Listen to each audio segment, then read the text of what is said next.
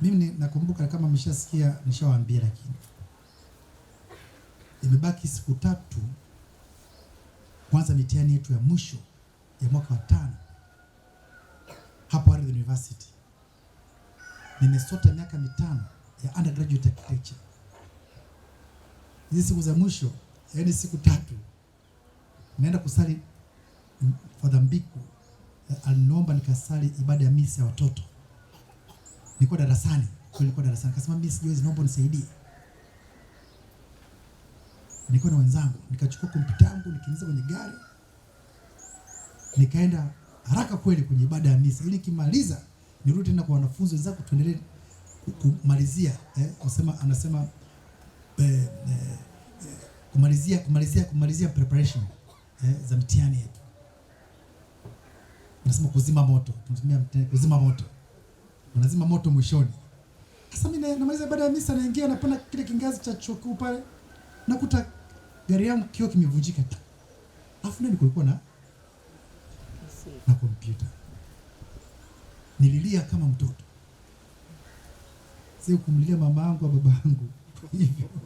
Lakini kompyuta nililia kwa sababu ina kila kitu ndani. Ina kila kitu, hata sije kubackup chochote kile. Imekwenda. Ndio kaniambia umeshaiba, amekuibia.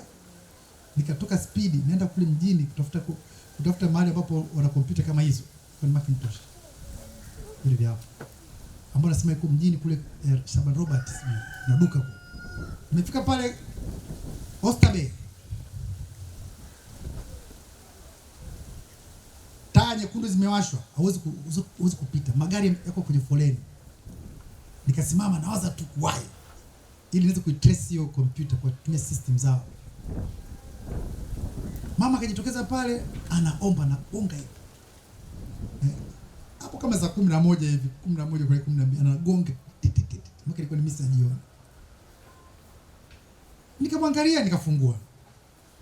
Kaambia naomba nisaidie, mtoto wangu naomba nisaidie. Tangia asubuhi nimepita na watu kila mmoja amenipita. Nikamwambia, mama, mimi sina kitu chochote. Naomba tusaidie ulicho nacho. Mimi mfukoni nina shilingi 10,000 tu.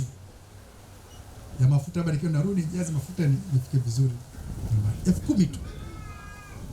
Basi mimi nikasema ngoja nimpe tu 10,000. Alinitamkia baraka siye kuona. Mungu akubariki, akuongoze, akusaidie, ufanikiwe katika kila jambo, ufikie malengo yako, tamanio lako liwe sasa kwa Mungu, utapata yote, umenisaidia. Mama anaanza kusema maneno, nasubiri tazi washwe tu. Tazi ilipowaka, nikasema sasa kwa nini nisabebe maneno haya? Nikasema ngoja nichukue maneno haya. Nikafika pale nikageuza. Nikasema ninaenda na maneno ya mama huyu. Amenibariki kweli. Kwa hiyo nenda kufanya kazi sasa. Nikatoka na maneno ya mama. Nikaenda pale nikatafuta A1, 2, nikaanza kuzichora sasa. Kuchora ni kazi. Kuanzia nilipoanza kwa kutumia sasa penseli. Kawaida katika mtihani wetu wa mwisho wa mwaka wa 5 lazima uwe tayari una umaarufu kutumia kompyuta. Michoro ya kompyuta. Unajenga kutumia kompyuta. Kwa ni computerized works. Mimi nikamaliza A1 2. Nimechora kwa mkono. Vidogo tu. Mbona najua nitavielezea. Presentation ikaja ya Alhamisi. Makini ya walimu wote wanakuja kuangalia kazi zetu. Tumefanyaje? Kwa sababu darasa la mwisho tunataka kuhitimu tuweze kufanya kazi na organization mbalimbali. Mimi nikaona wenzangu wana present vizuri kweli. Makini computerized, unabandika kwenye kuta, unaweza kuzungumzia hii na hii, unazungumzia hii na hii dakika 15. Wenzangu wakaanza kupresent vizuri. Sasa hii hali ngumu. Mimi na makaratasi afu penseli. Basi nikasogea nyuma kidogo. Wakaenda tunataja kwenye list.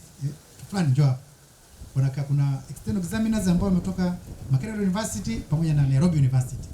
Alafu na walimu wa ndani pale wote. Na wale ambao kutafuta watu kwa ajili ya makampuni yao wanakuja pale. Mko unachagua huyu anafaa ingia kwenye kampuni yao. Basi mimi nikafika wakati wangu kwenda kupresent kazi ile. Nikapresent huku na Arabi kwenye mfuko. Kama kwa bwana umechorea penseli na bwana kompyuta imeibiwa.